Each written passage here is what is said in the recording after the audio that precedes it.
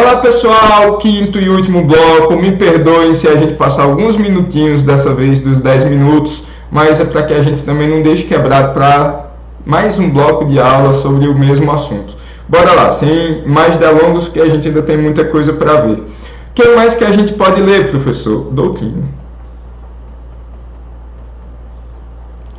Meus amigos, para o nosso dia a dia, para a nossa vivência, nós temos que ter doutrina. Temos que ir atrás. Porque a gente tem que entender que lei e jurisprudência, por mais que estejam lá consolidados, são as normas que a gente tem que seguir, mas nós sabemos que o direito não é estanque, o direito está mudando o tempo todo. E o profissional que vai se destacar no mercado de trabalho é aquele profissional atento às possíveis mudanças. É aquele cidadão que sabe que daqui a 2, 3, 4, 5 anos é muito possível que o direito mude para atender essa característica aqui, para ser vanguardista, para estar à frente daqueles intérpretes que ainda estão presos à lei. Claro que para provas e concursos, lei e jurisprudência é o mais importante, mas para a sua vida, para você ser um profissional destacado, a doutrina é o que há. Mas, convenhamos, a nossa disciplina é uma disciplina instrumental para estudo, para provas e concursos. E aí, professor, o que é que você recomenda de leitura de doutrina? Meus amigos, leiam doutrina, mas não percam muito tempo, porque tempo é o nosso recurso mais precioso enquanto concurseiros. E a gente tem muitas outras coisas para fazer na vida além de estudar. Então, tentem ser bem sucintos. Aqueles livros, manuais, tratados,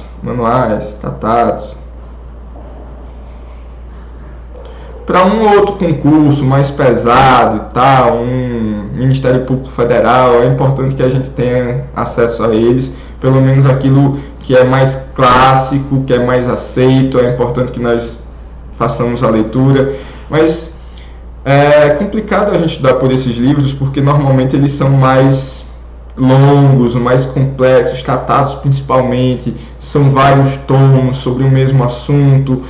Ah, professor, mas dá para ler um capítulo?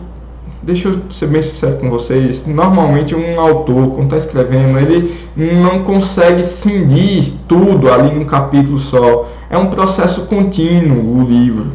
Ele vai fluindo, então às vezes a gente precisa de um conhecimento lá de trás para entender o que a gente está lendo agora, e se a gente pula para ir direto, não vai ficar tão fácil a leitura. O ideal é que realmente a gente leia tudo, mas isso é mundo ideal. Eu recomendo que vocês vão na doutrina para estudo de provas e concursos, essencialmente naquilo que vocês não conseguiram compreender dos outros estudos. Você quer aprofundar naquela lei, você pega e aí vamos estudar com estratégia. Peguem um edital e, em vez de sair lendo o livro todo de capa a capa, feito doido, que até é o ideal, mas você pega aqueles pontos que vão cair, tá bom? Outra desvantagem de estudar para concurso por manuais e tratados é porque dificilmente a gente vai acertar exatamente qual é o doutrinador preferido do nosso avaliador. Então, muitas vezes a gente lê por um doutrinador que é até muito bom, mas ele é vanguardista, tem umas ideias novas, quer avançar em alguma coisa, e o nosso avaliador, às vezes, nem tanto, né? Mas ajuda quando a gente tem um pouco o perfil que se espera do trabalho. Então, se você vai fazer um concurso de defensoria pública, é bom você pegar ali dentro do direito penal aqueles mais garantistas, aqueles que vão atrás de defender os direitos do cidadão. Se você vai fazer um de MP ou polícias, é interessante você estudar direito penal mais por aqueles que sejam mais defensores da aplicação da letra de lei mesmo, tal, mais rígidos. Então, já fica aí uma dica para vocês no que tange aos manuais e tratados. Tenham cuidado com eles, não dá para abrir mão, mas escolham com moderação. Além do mais, tem sempre aquela tendência do cara vir falando aqui uma coisa e daqui a pouco mudou, ou então a gente pega um livro desatualizado, ou a gente, então tem uma série de riscos. Professor, resumos e esquematizados. Pessoal,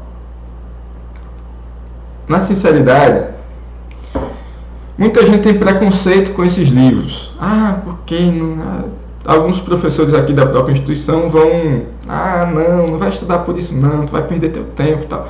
Para provas e concursos ajudam mais do que os manuais, de fato. Mas a grande maioria, ou pelo menos uma grande quantidade, não vou nem botar grande maioria, mas eles realmente são bem sucintos e a gente acaba perdendo um pouco do debate do direito, da ampla defesa, principalmente do chamado contraditório. Então, olha, é desse jeito, e você acaba aprendendo e você não tem aquela ideia de que o direito é plural, que o direito não é exatamente 1 mais 1 é 2. Então, é o risco desses aqui. Os resumos também tem um outro risco. Muitas vezes, o resumo é muito bom para ser uma segunda leitura e não uma primeira. Uma fonte de revisão e não de aprendizagem. E aí você, muitas vezes, sente grandes lacunas dentro dos resumos. E tenham então cuidado com isso. Esquematizados, hoje em dia, se a gente pega, por exemplo, o livro do professor Pedro Lenza, olha, e é que o meu é o 2018. Olha que absurdo. Então, eu não posso dizer mais que isso aqui é um resumo. Não, ele tem alguns outros instrumentos que os esquemas nos ajudam a visualizar de outras maneiras o direito. Ok? Então, fica a dica aí para vocês de usar essas doutrinas para provas e concursos. Eu acho que vai lhe ajudar bastante, mas tenha um senso crítico de que eles não resolvem o assunto todo. Professor, cadernos / apostilas. Com a internet, hoje fica muito mais fácil a gente achar. Eu já ouvi falar, por exemplo, no Santo Graal, que é o caderno dos caras que passaram nas primeiras colocações, nos últimos concursos. E aí tem o Santo Graal para vários concursos. Pessoal, tenham cuidado de onde vocês acharam esses cadernos, principalmente esses que se vendem milagrosos. Porque é muito comum a gente pegar materiais desatualizados e eu já peguei materiais que a pessoa coloca erros propositais. Não sei se é de propósito ou não, mas eu acredito que seja, porque infelizmente a gente sabe que nessa concorrência pela aprovação muita gente quer jogar baixo, então muita gente acaba fazendo cadernos de má qualidade para pegar você. Então tenham cuidado. Se vocês acham cadernos ou apostilas bem feitas, de locais sérios, muitos cursinhos, por exemplo, o Ciclos RTs, o MEG, o ênfase, tem materiais ali resumidos para os seus alunos. Então, ok, isso é um material adequado, estratégia vende muito isso. Então, vão atrás de materiais, de fontes que vocês possam confiar. Mas fica uma dica da minha vivência. O melhor caderno é o seu. Vou passar aqui rapidamente pelas outras fontes de estudo, para que a gente possa debater novas fontes. Então vamos lá. Depois do ler, nós temos o ouvir. Professor, o que é que tem disponível para a gente estudar com ouvir? Hoje em dia a gente tem muito podcast, aí a gente tem que sair filtrando, pegando dicas com os colegas, o que é bom, o que não é bom, muitos podcasts ali motivacionais, alguns podcasts inclusive com essa função de ensinar a aprender, podcasts inclusive com a letra da lei, falando da lei e tal, para você descansar um pouco sua vista, alguns audiobooks, então, audiobook, então, são materiais interessantes para que você descanse um pouquinho sua visão.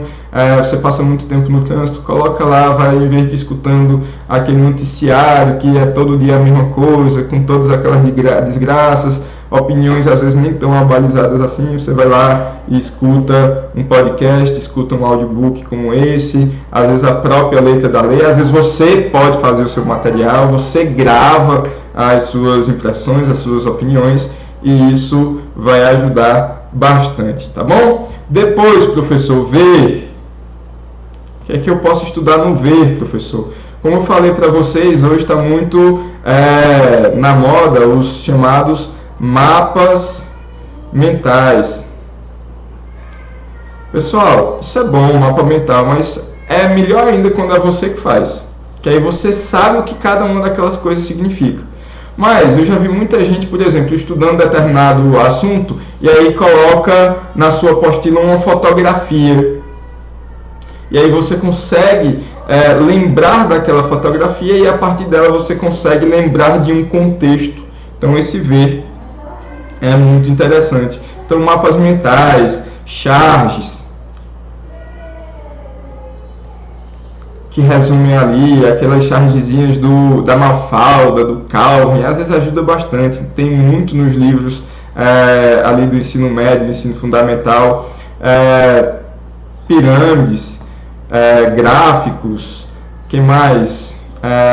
Fotografias. É o famoso uma palavra, os esquemas, né? Falei dos livros esquematizados. Então, tudo isso aqui vai servir como fonte de estudo do chamado ver, tá bom? Depois do ver, professor, nós temos o ver mais ouvir, não é isso? Aqui no ver e ouvir, meus amigos, nós temos as aulas, essencialmente, e as videoaulas. Todas com vantagens e desvantagens. As aulas presenciais, muita gente gosta do cursinho com a aula presencial ou mesmo aqui na faculdade.